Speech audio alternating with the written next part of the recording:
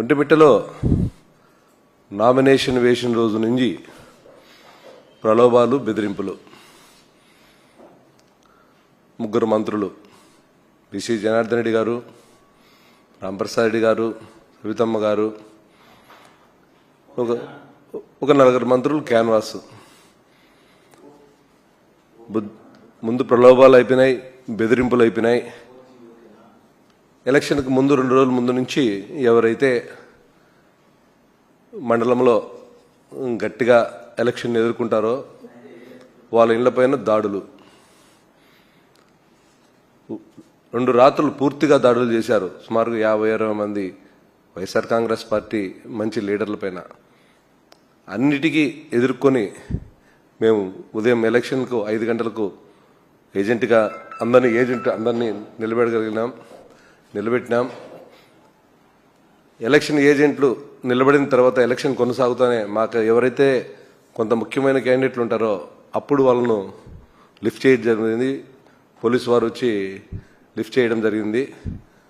తర్వాత ఎలక్షన్ అయితే జరుగుతున్న ఇంచుమించు మేము 11 గంటల వరకు మేము ఎలక్షన్ రౌండ్ కొడుతూ చూసినాం. అయితే ఎస్పీ గారికి 9 గంటలకు ఒకసారి అప్పీల్ చేశాను ప్రెస్ ద్వారా. సార్, మాకు బయట మనుషులు కనిపిస్తున్నారు ప్రతి బూత్లోనూ. సుమారు నాకు తెలిసినట్లు కొంత జిల్లాలో రాయచోటికి సంబంధించిన వాళ్ళు, రాజంపేటకు సంబంధించిన వాళ్ళు ఇక్కడ బయట మనుషులు ఉన్నారు సార్. బయట మనుషులు వచ్చినప్పుడు కొంత గొడవలు జరిగే అవసరం ఉంటుంది, గొడవలు జరిగే అవకాశం ఉంటుంది. దీన్ని మీరు చర్యలు తీసుకోండి సార్ అని సాక్షాత్తు కొందరు పేర్లు ఎత్తి చూపించాను అక్కడ ఉన్న పోలీస్ వారికి.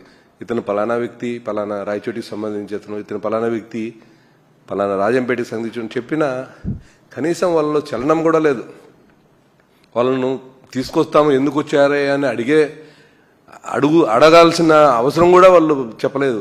ఎంతసేపు మీరు క్యాండిడేట్ 2 నిమిషాలు బూత్లో ఉండండి, బయటికి పోండి, 2 నిమిషాలు బూత్లో ఉంటానే మీ చెకింగ్ అయిపోయింది, మీరు వెళ్ళిపోమని మమ్మల్ని అంటున్నారు. కానీ పోలీస్ డిపార్ట్మెంటు మరీ దారుణంగా నిన్న దినం అయితే పోలీస్ యూనిఫామ్కే చెడ్డపేరు వాళ్ళు చేసిన అరాచకం.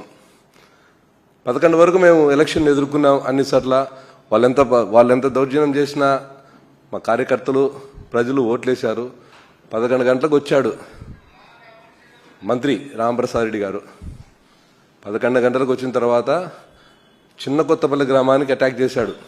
సుమారు 300 మంది రౌడీలతో వచ్చాడు. 300 మంది వచ్చి అక్కడ చిన్న బూత్, అది 700 ఓట్లు ఉన్న బూత్. దాంట్లో 5 మంది ఏజెంట్లు ఉన్నారు మా పిల్లలు, రమేష్ అని, సుబ్బయ్య అని. పోవడం అందరినీ బయటికి ఈడ్చడం, వాళ్ళని విపరీతంగా కొట్టడం బయట నుంచి వచ్చిన వ్యక్తులు. ఇది చూడండి, ఒక మంత్రి సమక్షంలోనే ఏజెంట్లను ఇంత దారుణంగా కొట్టినారు. అది మొదటిగా జరిగింది. ఇది జరిగిన వెంటనే నేను అక్కడికి వెళ్ళాను. మా ఇద్దరికి వాగ్యుద్ధం జరిగింది. నన్ను బెదిరించాడు, గట్టిగా బెదిరించాడు. నేను మా పిల్లలు ఒక 3-4 ఉన్నాం. 200-300 మంది వచ్చి బెదిరించాడు.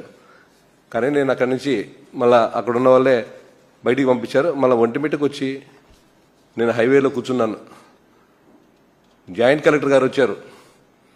జాయింట్ కలెక్టర్ ఐఏఎస్ ఆమెను పోయి రిక్వెస్ట్ చేశాను, అమ్మా ఈ విధంగా మంత్రి గారు వచ్చి కోడ్ ఉల్లంఘన అమ్మా, ఇది ఇక్కడ ఓటు లేదు, రాకూడదు ఇక్కడికి ఎలక్షన్ జరిగేటప్పుడు, అయినా మంత్రి వచ్చి ఈ విధంగా బూతుల్లోకి వచ్చి రౌడీజం చేస్తున్నాడమ్మా, మీరన్నా చర్యలు తీసుకోండి, పంపిండి అని. అప్పటికి ఆయన ఇంకొక మంటపంపలని ఇంకొక ఊరికి వెళ్ళారు. అక్కడ ఉన్న మన ఏజెంట్లను ఒకేసారి పోవడం 200-300 మంది పోవడం, అటాక్ చేయడం. 200-300 మంది పోయినప్పుడు 20 మంది 30 మంది ఎవరికి ఆనరు కదా, అది పరిస్థితి. మామూలుగా అయితే ఎలక్షన్ అయితే ఎదుర్కొంటాం లోకల్గా. 200-300 మంది పోయి మంటపంపల్లి బూత్ పడిపోయి అక్కడ మేము అంతలేకే మా ఎమ్మెల్యే గారికి, అన్న ఈ విధంగా దౌర్జన్యం చేస్తున్నారంటే వాళ్ళు రాజంపేట నుంచి అక్కడి నుంచి వచ్చారు. వెళ్ళి మంటపంపల్లి బూత్కి పోయినాం. పోయి చూస్తే బాక్సులు లేవు, అక్కడ పోలింగ్ ఆఫీసర్లు లేరు, బాక్సులు లేవు. బూతులు ఖాళీగా ఉన్నాయి. జాయింట్ కలెక్టర్ మేడం ఆడికి వచ్చింది, చూపించినాం. మేడం ఇక్కడ బాక్స్లే లేవు మేడం అంటే నేను కనుక్కుంటాను ఆమె చిన్నగా జారుకునింది.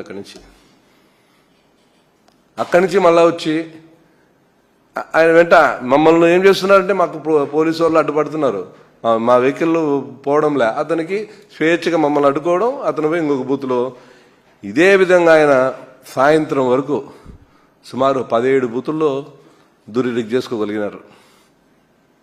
ఇది నిజంగా ప్రజాస్వామ్యంలో నిన్నటి దినం చీకటి దినం. ఒకసారి ఎవరైనా ఆలోచించండి. ఒక చిన్న జెడ్పీటీసీ ఎన్నిక సుమారు ఒక 25,000 ఓట్లు.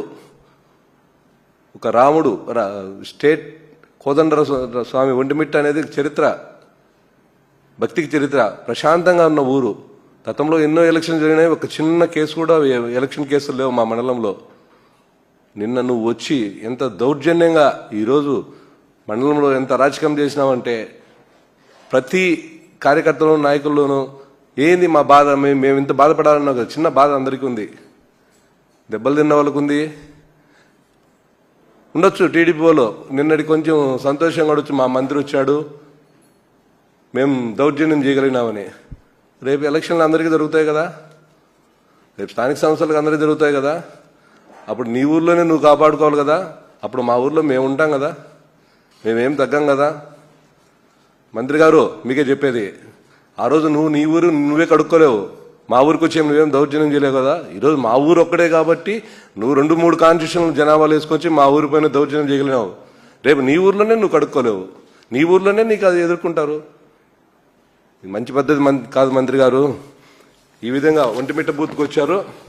ఒంటిమిట్ట బూత్లో స్వయాన ఆయనే ఒంటిమిట్ట బూత్ తర్వాత సాలాబాద్ బూత్లో కూడా అక్కడ ఉన్న ప్రజలంతా తిరగబడ్డారు మంత్రిని. ఆడవాళ్ళంతా ఎంత నీచంగా తిట్టారు ఆడవాళ్ళు. అది చాలా ప్రశాంతమైన ఊరు, ఏకతాటిపైన ఉన్న ఊరు. ఈరోజు రేపు తప్ప నువ్వు ఎలక్షన్లో సాలాబాద్లో నీ పార్టీ తరఫున ఏజెంట్లు కూడా ఉండరు. ఎందుకంటే ఒకే ఊరు అది. ఒకరో ఇద్దరు ఏదో చిన్న సమస్యలు ఉంటాయి సర్దుకొని పోతానే వాళ్ళు. నువ్వు చేసిన సాలాబాద్లో చేసిన అరాచకం భవిష్యత్తులో మీకు ఏజెంట్లు కూడా ఉండరు, ఏజెంట్లు కూడా దొరకరు నువ్వు చేసిన సమస్య. నేనేదో ఒంటిమిట్టకు పోయి రిగ్ చేసుకుని చిన్న ఎలక్షన్ జెడ్పీటీసీ ఎలక్షన్ ఏమవుతుంది, ఓడొచ్చు గెలిచొచ్చు. నా పేరే జెడ్పీ సుబ్బారెడ్డి. మా మండలంలో నా కుటుంబం 2 సార్లు జెడ్పీటీసీగా ఉన్నాం, జిల్లా వైస్ చైర్మన్గా ఉన్నాం. నాకేం ఆ పేరు పోదు.